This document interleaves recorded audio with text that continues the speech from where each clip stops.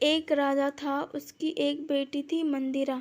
राजकुमारी मंदिरा को सुख सुविधाओं की इतनी आदत हो गई थी कि वह उनके बिना रह ही नहीं पाती थी। वह अपने पिता की बहुत लाडली थी। जब वह बड़ी हुई तो उसके पिता उसके लिए एक अच्छा वर ढूंढने लगे।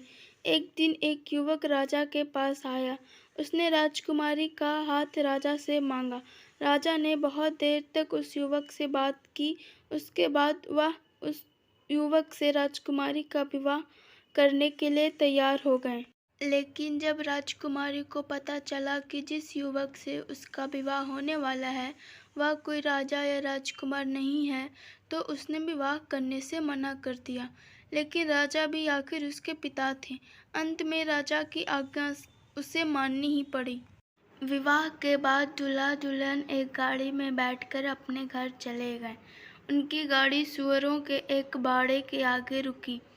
वहीं एक झोपड़ी भी थी। युवक ने कहा, हमारा घर आ गया, आओ अंदर चलें।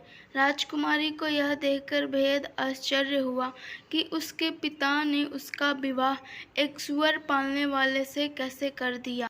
उसके पति ने उससे कहा, अब यही तुम्हारा घर है, कल से तुम मेरे काम में मेरी मदद करना। राजकुमारी को यह सोच के भी घिन आती थी कि उसके चारों ओर सुअर घूम रहे हैं, जबकि उसका पति आराम से वहाँ रह रहा था।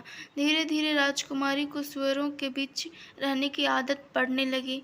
वह अपने पति की मदद भी करने लगी। कुछ महीने बीत गए। अब तक राजकुमारी घर का सारा काम अपने आप करना सीख गई थी, बल्कि उसे यह सब करने में मज़ा आने लगा था। एक दिन अचानक उसका पति उससे बिना कुछ कहे कहीं चला गया। काफ़ी दिन तक वह वापस नहीं आया। फिर वहाँ एक बग्घी आई। देखने में यह किसी राजा की बग्घी लग रही थी। बग्घी के कोचवान ने राजकुमारी मंदिरा से कहा, आपको हमारे महाराज ने बुलाया है, आइए मेरे साथ चलिए। मंदिरा अब कोई राजकुमारी नहीं थी, बल्कि एक साधारण सुअर वाली थी। वह यह सोचकर डर रही थी कि राजा ने उसे क्यों बुलाया है। शायद मेरे ही पति से कोई गलती हो गई है, उसने सोचा। कोचवान मंदिरा को एक राजमहल में ले आया। उसे राजा के सामने बुलाया गया। उसे समझ नहीं आ रहा था कि उससे क्या भूल हो गई है। उसने हिम्मत करके राजा की ओर देखा। वह पूछने ही वाली थी कि उसे यहाँ क्यों बुलाया गया है। तभी उसे लगा कि उसने राजा को पहले कहीं देखा है। ध्यान से देखने पर उसे पता चला कि सामने राज्य सिंहासन पर कोई और नहीं, उसका पति था। उसे इस तरह राजा के रूप में देखकर मंदिरा भी उसे तुरंत पहचान नहीं पाई। उसे सम्मान के साथ राजा के बराबर रखे हुए सिंहासन पर बैठाया गया।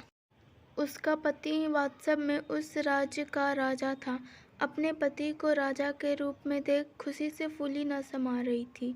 लेकिन राजकुमारी मंदिरा अब पहले जैसी जिद्दी और घमंडी नहीं रही थी, इसलिए वह अब रानी बनने के लायक थी। ऐसे ही इंटरेस्टिंग स्टोरी के लिए लाइक और सब्सक्राइब करें। Thanks for watching this story.